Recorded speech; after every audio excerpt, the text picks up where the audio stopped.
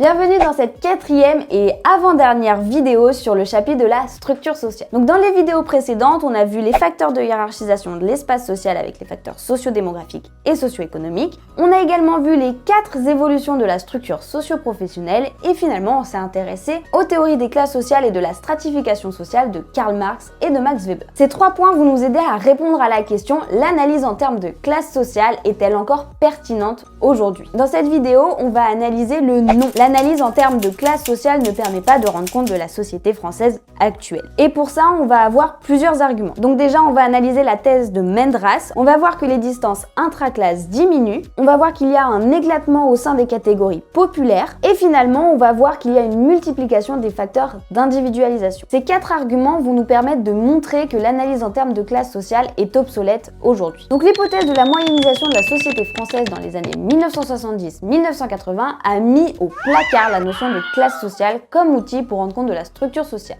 Mais qu'est-ce que c'est que ce phénomène de moyennisation? Eh bien, c'est ce qu'on va voir tout de suite. La fin des classes sociales est annoncée en 1959 par Robert Nisbet et développée en France par Henri Mendras. Selon lui, l'expansion des couches moyennes remet en cause la structure de la société en classes sociales. Il décrit le déclin des classes sociales à la fois dans leur dimension en soi et pour soi. Il y a une concentration de la population autour d'un revenu médian et le sentiment d'appartenance à une classe sociale baisse au profit d'un sentiment d'appartenance à la classe moyenne. Mendras modélise son hypothèse de la moyennisation avec une toupie. Elle représente la société dans son ensemble et est composée de constellations renvoyant aux différents groupes sociaux. La constellation centrale que tu peux voir ici est composée de cadres, d'ingénieurs et d'enseignants. La constellation populaire rassemble les ouvriers et les employés et autour de ces 2 constellations, on a une constellation faite d'indépendants et de divers. Et aux 2 extrêmes, donc les 2 extrêmes de la toupie, on trouve l'élite et les pauvres. Tu peux voir que la constellation centrale est au cœur du schéma. Ses membres sont diplômés, donc ils ont au moins Bac+2, et leur mode de vie est marqué par l'égalitarisme. Bon,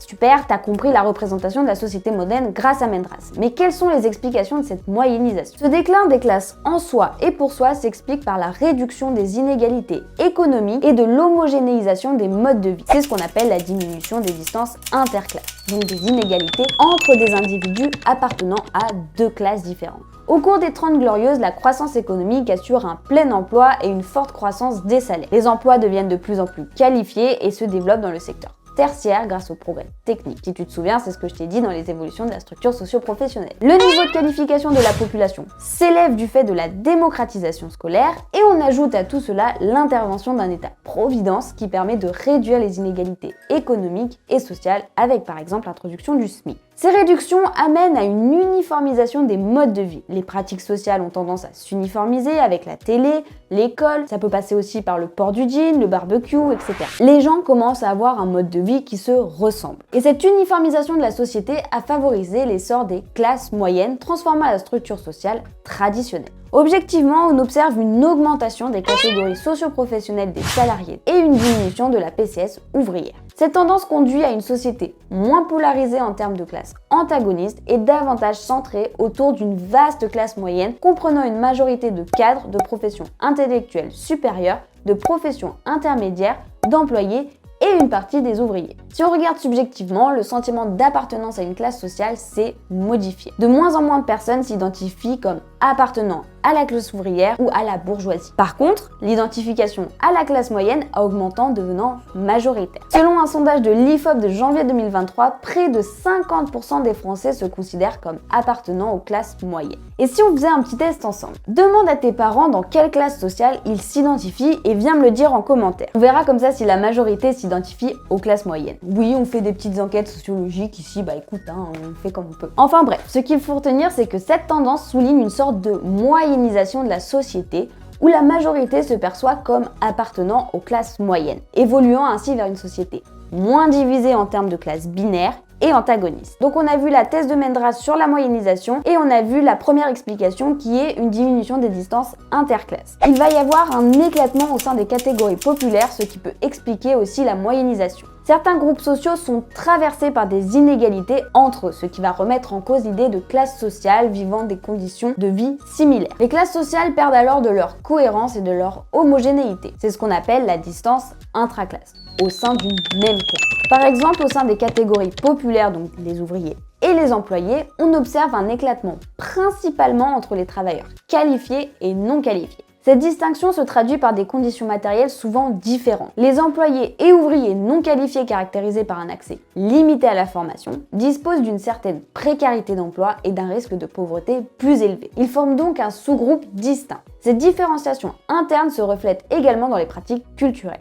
Par exemple, parmi les ouvriers et les employés, il existe des écarts significatifs dans les activités culturelles comme les visites au musée ou au cinéma. Ces différences intraclasses sont parfois plus marquées que celles entre différentes classes sociales, qui remet en cause l'homogénéité supposée au sein d'une même classe sociale. Donc on a vu que les distances entre deux classes différentes diminuaient, mais par contre que les distances dans une même classe sociale augmenter, ce qui permet d'expliquer ce sentiment de moyennisation. Ce qu'on peut également observer, c'est une autre caractéristique de notre société contemporaine, c'est l'individualisation. Et oui, l'individu est autonome par rapport aux groupes sociaux et il est maître de ses choix. L'individu fait des choix en fonction de ses goûts et de ses affinités. Il est moins marqué par les institutions qui l'entourent. Par exemple, la religion exerce une pression importante sur les individus des sociétés traditionnelles. Aujourd'hui, l'individu va s'autonomiser en dehors de son groupe d'appartenance. Si on se concentre sur l'individualisation au travail, on remarque que le patronat met en place une stratégie d'atomisation où l'on prétend reconnaître les mérites, les efforts et les compétences de chaque individu. Ça peut passer par l'augmentation des primes individuelles, la tenue d'un entretien individuel d'évaluation de chaque employé avec son supérieur. Et ça a pour conséquence l'affaiblissement du pouvoir de négociation des organisations syndicales. Les individus réclament des avantages individuellement et non plus collectivement. Dans la société moderne, l'individualisation s'accompagne de la diversification des sources d'identification qui remettent encore une fois en question l'analyse traditionnelle en termes de classe sociale. Au-delà du travail, des facteurs comme la religion, le sexe, l'ethnie, l'âge, etc. vont jouer un rôle croissant dans la manière dont les individus se définissent et se mobilisent. Tu peux prendre par exemple les mouvements féministes, LGBTQ+, ou les groupes ethniques qui revendiquent des identités spécifiques. Eh bien, ces groupes sont souvent centrés sur des expériences partagées et un même cadre de vie. Ces nouvelles formes d'identification, parfois plus fortes que l'appartenance à une classe économique, soulignent l'évolution vers des critères de différenciation plus variés comme le genre ou l'âge, influençant la conscience de groupe et la structure sociale. Si on récapitule, depuis les années 1950-1970, les inégalités économiques et sociales ont diminué, entraînant un processus de moyennisation et d'uniformisation de la société, selon la thèse de Mondrad. Mais nous ne sommes plus en 1950 et notre société continue d'évoluer tous les jours, donc est-ce que la théorie de la moyennisation s'applique toujours en 2024 ? Les inégalités ont-elles vraiment fait disparaître les classes sociales ? C'est ce que nous verrons dans la prochaine vidéo. Donc si ça t'intéresse de savoir pourquoi l'analyse en termes de classe sociale peut être encore pertinente pour rendre compte de la structure sociale française actuelle, je t'invite à aller sur la dernière vidéo du chapitre de la structure sociale. Et moi je te dis à tout de suite.